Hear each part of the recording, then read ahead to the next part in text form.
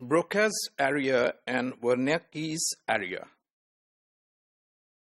If you look at this image, you can find that it has four areas spotted. Broca's area, that is in the anterior part of the brain, and then we have Wernicke's area, that is the posterior part of the brain, and then we have motor cortex, and then we have acutus fasciculus. These are very important areas in our brain that can help us understand to some extent why we produce speech and how we comprehend speech. Any problem to production of speech or comprehension of speech can be attributed to any malfunctioning of these one or all the areas.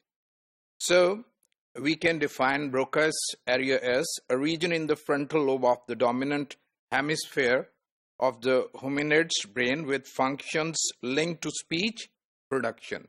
So it's in the anterior part of the brain, and this part, especially this frontal part, is attached to the production of speech. So any malfunctioning with this part can create problem in the production of speech.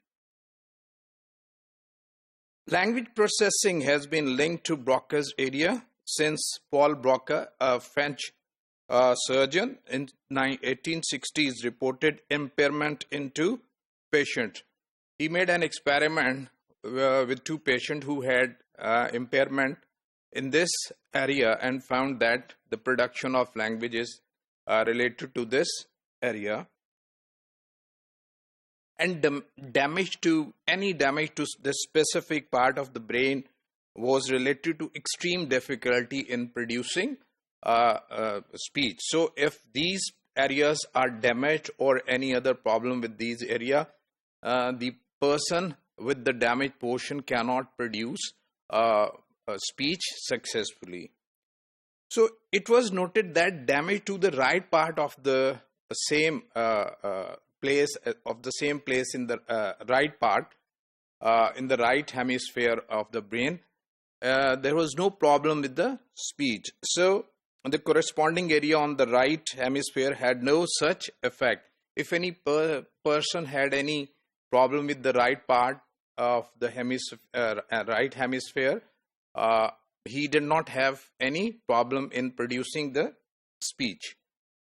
So another area which is also very important, that is in the posterior area of the brain, is Wernicke's area, concerned with the comprehension of language. So this area which is at the back is concerned with the comprehension. It is concerned how we comprehend speech. When we listen to any speech and then we make meaning of it successfully. So this area is related or localized for this function of the brain, located in the cortex of the dominant temporal lobe. So it's in the posterior part of the brain, and as I said, is related to the comprehension. So any problem with this area can create problem with the comprehension of the speech. So damage in this area cause Wernicke's aphasia when the patient is unable to recognize certain grammatical unit. For example, this Wernicke's aphasia characterized by superficially fluent grammatical speech but an inability to use or understand more than the most basic nouns and verb. So the patient has problem in using nouns and verbs. So this part is very important to understand a speech that comes to a person through his auditory nerves.